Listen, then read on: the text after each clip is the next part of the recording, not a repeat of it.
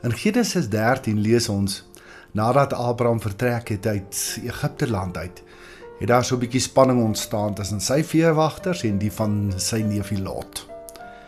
Kyk net hoe mooi hanteer Abraham dit.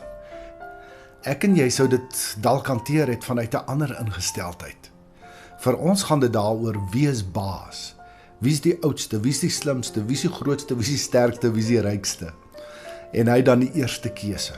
Abraham het naby aan God se hart geleef en daarom roep hy vir Lot en hy sê vir hom, ons het probleme en raai wat gebeur. Hy gee vir Lot die keuse, watter deel van die land hy wil hê.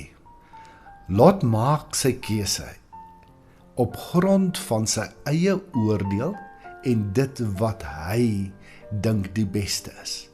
Hy kyk na die Jordaanstreek en hy kies dit vir hom, want dit is die mooiste en die lekkerste en die groenste en die wonderlikste vir sy vee en vir die weiding wat hulle nodig het. Maar hy sien nie binne in dit alles 'n Sodom en Gomorra wat wag nie.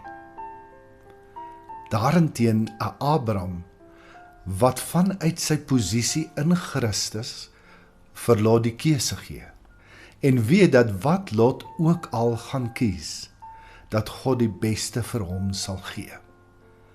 Ek en jy gaan ook vandag voor baie keuses te staan kom.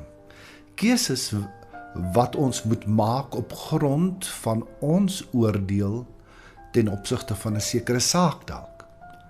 Maar weet jy wanneer gebeur die wonder van God se wysheid wat inskop wanneer ek en jy wag op hom en bereid is om die minste te wees? En dit is vir ons moeilik, ek weet dit. Dit is vir ons moeilik om die knie te buig somtyds. Maar weet jy, dit is wanneer ek en jy in geloofsvertroue van God afhanklik ons keuses maak, dat God ook die seën plaas op daardie keuses wat ons saam met hom maak. Want hy gaan saam met ons en hy wys vir ons dinge wat ons nie kan sien met menslike oog nie. Beskerm ons teen dinge wat ons nie kon voorsien nie. So wanneer jy vandag ook, soos 'n Abraham, jou keuses moet uitoefen, wees versigtig dat jy dit nie maak op grond van jou eie oordeel en op grond van wat jy dink die beste is nie. God sien verder, sien vorentoe, is reeds in die toekoms en hy wil jou seën met keuses vanuit sy hart om te kan kom op die plek wat hy vir jou en my bestem het.